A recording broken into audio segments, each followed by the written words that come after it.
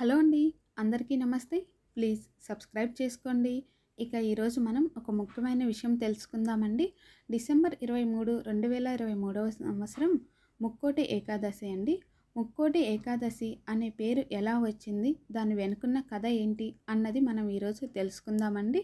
ఇక స్టోరీలోకి వెళ్తే, మార్గశిర మాసం శ్రీ మహావిష్ణువుకు అత్యంత ప్రీతికరమైంది.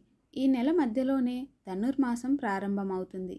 శ్రీరంగనాథునిగా అవతరించిన శ్రీహరిని గోదాదేవి ధనుర్మాసంలో భక్తితో పూజించి తన భర్తగా పొందింది. రోజుకో పాసురంతో శ్రీమన్నారాయణ్ణి స్తుతించిన గోదాదేవి ఆయనను ప్రసన్నంగా చేసుకుంది. ఇక మార్గశిర మాసంలో వచ్చే శుక్లపక్ష ఏకాదశిని వైకుంఠ ఏకాదశి, ముక్కోటి ఏకాదశి, పుత్రదా ఏకాదశి అని పిలుస్తారు. ఈ రోజున ఉత్తర ద్వారంలో శ్రీమన్నారాయణ్ణి దర్శించుకోవాలని భక్తులు ఎంతో ఆరాటపడతారు.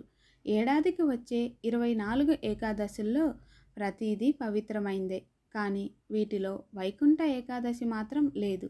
ఎందుకంటే మిగతా ఏకాదశులు చంద్రమానం ప్రకారం గణిస్తే, వాటికి భిన్నంగా సౌరమానం ప్రకారం దీన్ని గణిస్తారు.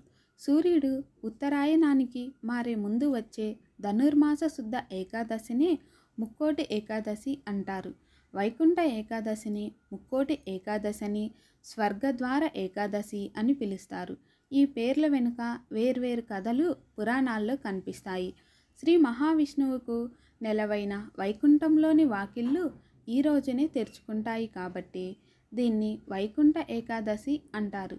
దక్షిణాయనం ప్రారంభం ఆషాఢ శుద్ధ ఏకాదశి నాడు పాలకడలిలో యోగనిద్రకు ఉపక్రమించిన నారాయణుడు కార్తీక శుద్ధ ఏకాదశి రోజు మేల్కొంటారు. ఇలా మేల్కొన్న స్వామిని దర్శించుకోవడానికి మార్గశిర మాస శుక్లపక్ష ఏకాదశి నాడు ముక్కోటి దేవతలు వైకుంఠానికి చేరుకుంటారు. అందుకే దీనిని ముక్కోటి ఏకాదశి అని పిలుస్తారు. దక్షిణాయనంలో చనిపోయిన పుణ్యాత్ములకు ఈ రోజునే స్వర్గంలోకి ప్రవేశించే అవకాశం కల్పిస్తారు. కాబట్టి స్వర్గద్వార ఏకాదశి అని అంటారు. కృతయుగంలో మురా అనే రాక్షసుడు దేవతలను, ఋషులను, ప్రజానికాన్ని పట్టి పీడిస్తూ క్రూరంగా హింసించేవాడు. మురా ఆకృత్యాలను భరించలేని దేవతలు శ్రీహరికి తమ గోడు చెప్పుకున్నారు. దీంతో మురాసురుని సంహరించడానికి శ్రీ మహావిష్ణువు బయలుదేరతాడు. తనను సంహరించడానికి శ్రీహరి వస్తున్న విషయం తెలిసిన మురాసురుడు సాగర గర్భంలోకి వెళ్ళి దాక్కుంటాడు. అతడిని బయటికి రప్పించేందుకు ఉపాయం పన్నిన నారాయణుడు ఒక గుహలోనికి వెళ్ళి నిద్రపోతున్నట్టు నటిస్తాడు. శ్రీహరిపై దాడికి ఇదే అదనుగా భావించిన మురాసురుడు గుహలోకి ప్రవేశించి స్వామిని వధించేందుకు కత్తి దూయగానే ఒక శక్తి ఉద్భవించి మురను సంహరిస్తుంది. ఈ విధంగా దేవతలను సంరక్షించిన ఆ శక్తికే ఏకాదశి అని నామకరణం చేశారు. వైష్ణవ ఆల్వారులలో ప్రసిద్ధి చెందిన శ్రీ నమ్మాళ్వారు కూడా ముక్కోటి ఏకాదశి నాడే శివైక్యం చెందాడని ఒక విశేషంగా చెప్పుకుంటారు. శ్రీ నమ్మాళ్వారులకు ఈ రోజునే విష్ణులోకం ప్రాప్తించడంతో శ్రీ వైష్ణవులు అత్యంత భక్తి శ్రద్ధలతో ఏకాదశ వ్రతం ఆచరిస్తారు. ప్రసిద్ధ వైష్ణవ క్షేత్రాలతో పాటు తిరుమల శ్రీవారి ఆలయంలోనూ ప్రాతకాలం నుంచే ప్రత్యేక ఉత్తర ద్వారం తెరుచుకుంటుంది. దీనికి వైకుంఠ ద్వారమని ప్రతీతి. సూర్యుడు ఉత్తరాయణ పుణ్యకాల ప్రవేశానికి ఉత్తర ద్వారం శుభ సంకేతం. ముక్కోటి ఏకాదశి నాడు తెల్లవారుజాము నుంచే వైష్ణవ ఆలయాల్లో ఉత్తర ద్వారం గుండా స్వామి దర్శనం కోసం భక్తులు వేచి ఉంటారు.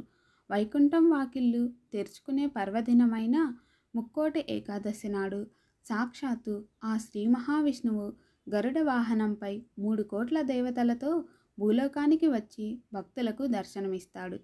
మనిషి తలపై సహస్రార అంటే ఉత్తర భాగం శక్తి ఉత్తేజితమవ్వడం కోసం కూడా ఉత్తర ద్వార దర్శనం భక్తులకు శుభప్రదం.